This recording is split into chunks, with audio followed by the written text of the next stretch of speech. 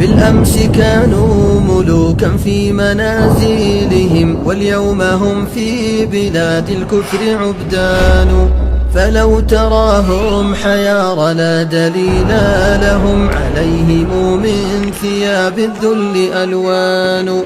فلو تراهم حيارى لا دليل لهم، عليهم من ثياب الذل ألوان. Normalizing the low status of the ummah, compromising on every principle of Allah subhanahu wa ta'ala to please the enemies of Allah, want this ummah in hunchback ruku' and sujood to their enemies. Everything is subject to compromise except criticizing the tawaghit of the West and the East in what they want, what those tawaghit want. They may fetch proof for that in the speeches of their tawaghit and their scholars, but not in the seerah of Rasulullah sallallahu alaihi wasallam. They want to normalize keeping us a weak, oppressed ummah when we're the best ummah and the leaders in charge of all the ummah. This is a deen of highness.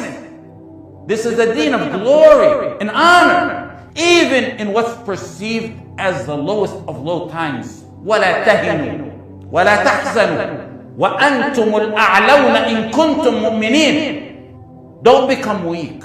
Don't falter. Don't grieve. Don't be sad.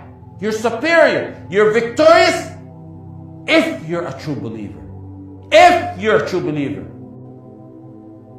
That verse was revealed, وَلَا تَهِنُوا, right after one of the most difficult times that the Sahaba endured against their enemies, after the battle of Uhud. Even in the most difficult times, Allah wants you to feel izzah. After what happened in Uhud, Allah says, وَأَنْتُمُ الْأَعْلَوْنَ, you're superior, you're victorious.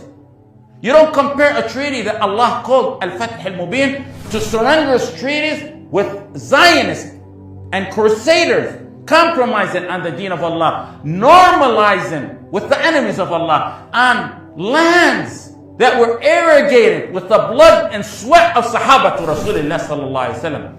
You don't compare a treaty called Al-Fath Al-Mubin to treaties in submission to the United Nations, submitting this honorable, noble ummah to the mercy of their enemies and the laws of the tawaghit.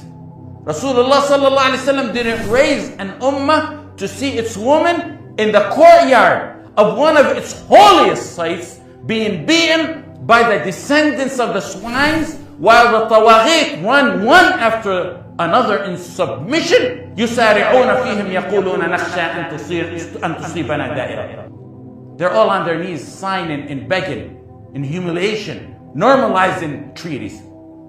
You won't find justification for it in Sulh al-Hudaybiyah, as we've proven. Flip the pages in the seerah 4 years before to Ghazwat Bani Qaynuqah. Or flip it forward 2 years to Mu'tah. Choose, pick and choose those or other ones to see what Rasulullah sallallahu alaihi wasallam would have done if a single woman was abused in the slightest way.